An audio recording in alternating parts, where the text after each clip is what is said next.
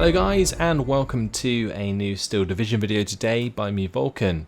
Today I have for you the updated battle group overview for the 3rd Armoured.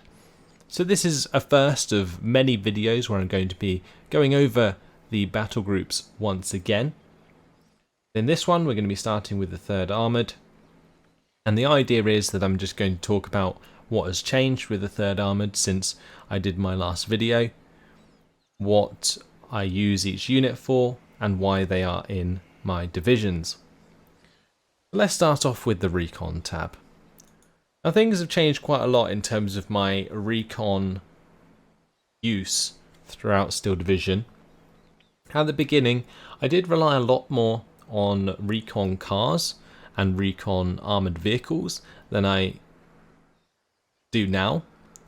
Now I tend to rely on infantry quite a lot, because infantry has the beauty of being able to hide pretty much anywhere, like in hedgerows, in forests and so on, and they can still provide you the necessary line of sight you need to get the information you want.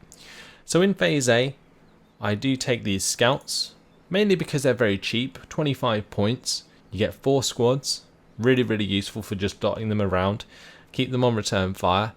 If anything gets close, you can do quite a lot of damage, honestly, but in general you don't want to get them into combat. Moving on, we have the Recon. Now the brilliant thing about the Recon, I have had these in the division since day one.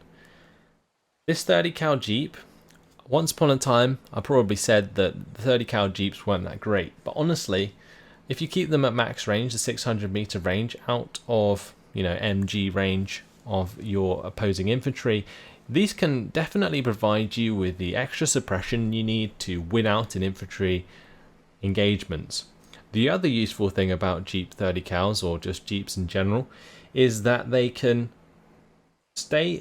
affect the front line. Okay, so they can stay behind a forest, like a patch of trees even, and affect the front line, so push the front line forwards for you, whilst your Recon continues through unaffecting the front line and get into a nice position. So that's a good thing as well.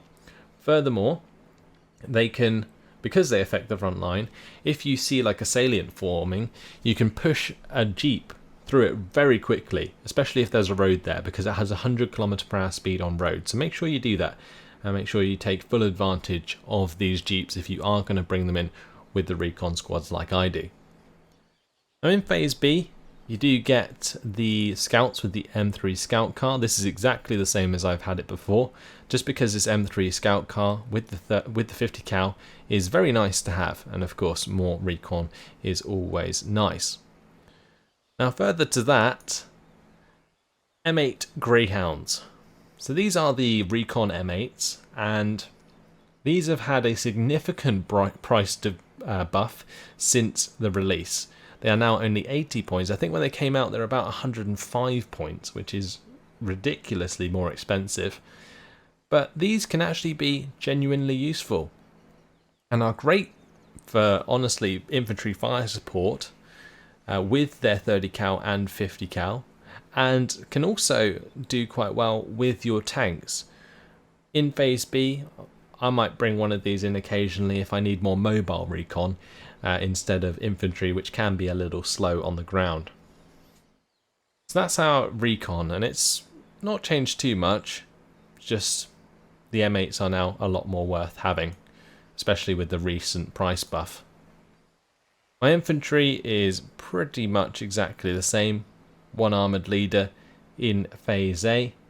The composition of the Phase B units changes every now and then, mainly because I'm not sure whether or not I need more armoured rifles or more armoured LMG rifles. Honestly, the LMG rifles are probably better overall, but I just like having more Zuka squads. So it's personal preference when it comes to infantry. Moving on to tanks, this is where things have changed significantly with the 3rd Armoured. So since the game came out, there has been 2 slots added in the latest update to the tank tab. Now this is fantastic because it really makes the 3rd Armoured a lot more versatile in what they can do and gives you a lot more options on the field of battle during the game. So what I've done with my division is changed it quite dramatically from the original setup. The main thing that you'll notice is there's a lot less jumbos. Now I actually have all of the jumbos available in the division in my slots. So there's now only 3 jumbos available in the 3rd Armoured. There used to be a lot more. You used to be able to get, I think it was 6 jumbos. Now you can only get 3. They removed 1 card of jumbos from Phase B and 1 card of the 2 in Phase C. But I think this is a good thing because jumbo spam was just totally obnoxious. And not only that, it just didn't allow you to have much more variance with the division. Now what I found, as soon as I started to use these M4a3 76 mils, things got a lot more fun. There's a lot more, obviously, of a risk factor in using them, but if you keep these within 1000 meter range of enemy tanks, you can really do a lot of damage. 13 AP scaled up to like 15 AP if you're within 1000 meter range is more than enough to penetrate Panthers and all sorts of stuff, which is fantastic. Also, the benefit of them being a Sherman is that because their turret actually rotates faster than, say, Panthers and Panzer IVs, you can catch out opposing tanks with a quicker aim time. So if you have a command unit nearby these M4A3s when you're snapshotting enemy tanks, you can hope to penetrate them almost immediately and kill them off, which is very, very satisfying. So I would recommend trying it out, especially considering M4A3 76 mils are considerably cheaper than, for example, a Panther. And so risking a one-on-one isn't so much of a bad deal. Now, the other thing that's changed quite dramatically since my introduction to the 3rd Armoured is that I now take the M4A1s in Phase A. And with the extra slots available, you can actually afford to take both the M4A1s plus some command stewards, which makes your tank tab actually very scary in Phase A. Now, the only things you really have to be worried about with the M4A1s is, of course, AT guns. 10 AP and more AT guns can be quite difficult to deal with, especially if they're placed in very nice positions. But at the same time, you don't have to worry about them too much because you have the fantastic artillery tab. You get the M21 MMC mortar carriers to take care of those AT guns anyway. And your M4A1s can take care of the rest. So fantastic combination, if I just jump back to the main overview, is these M4A1s with the M21 MMCs, especially in Phase A, alongside maybe 1 command steward just to give you the veterancy as well as the 30 cal fire support. So really, really strong combo in Phase A, and you're only going to be getting 700 points in Phase A, but it's still very much worth having these M4A1s on the field. If not 2, just 1 is a good idea at least. Now if we go back to the overview as a whole, you can see now that the income has also been increased for the 3rd Armoured from 65 to 70.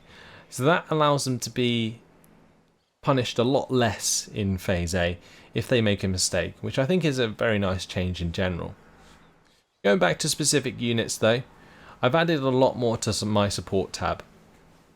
I used to rely on just 1 card of the Scots and the M4A3s, but I soon found out that I didn't really have enough command, only relying on the M5A1s in Phase A and the M4A1s in Phase B.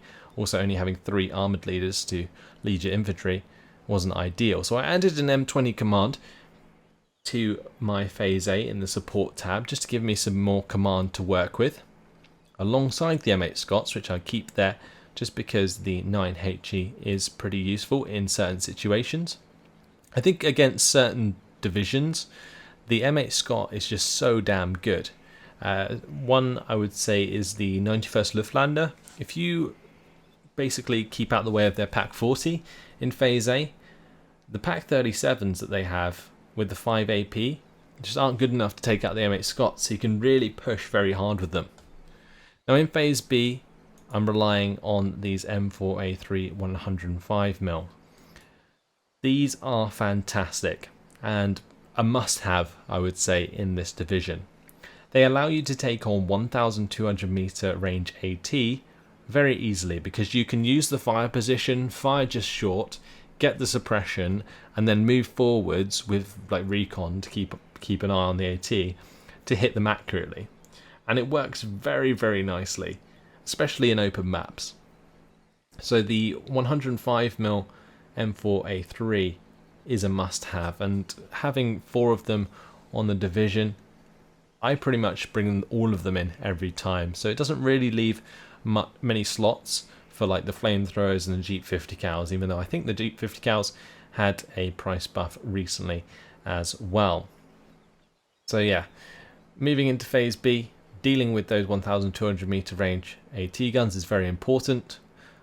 I would honestly maybe recommend bringing in a card of 4 of these M4A3s in phase C. But what you'll probably find is that you're relying a lot more on your phase C tanks otherwise. I'm going back to the tanks actually, I didn't mention this. I now also bring in these M4A3 75 mils. Now these are the same cost as an M4A1 in phase A, yet they have 1 more AP and 2 more armor. Very cost efficient tank now. And accompanied with the M4A1 command, can really pack a punch if you don't need anything with that extra 2 AP power. So bear that in mind. You can really swarm people with Shermans these days if they aren't too careful. So going back to the main overview, AT has not changed too much. The veterancy of these AT guns hasn't changed, nor has the availability really. I think the only thing that I've done since the game came out was give myself the 2 M5 guns in phase B instead of the more elite one. And that's just so that I have more the HE than anything, because these M5 guns can really be useful for both pinning down infantry as well as taking out enemy units. So keep them near a command and they can really do some decent damage for you. My anti-air hasn't really changed much other than taking out the MGMCs from phase A. I never found that I really brought them in, although they can be very nice fire support on the ground. Moving into artillery, this is where things are fantastic for the 3rd Armoured. The M21 mortar carriers are superb, 10 HE, armoured vehicle, really difficult to deal with in phase A honestly. And using those alongside your M4A1 Shermans, you're going to make a lot of ground early on.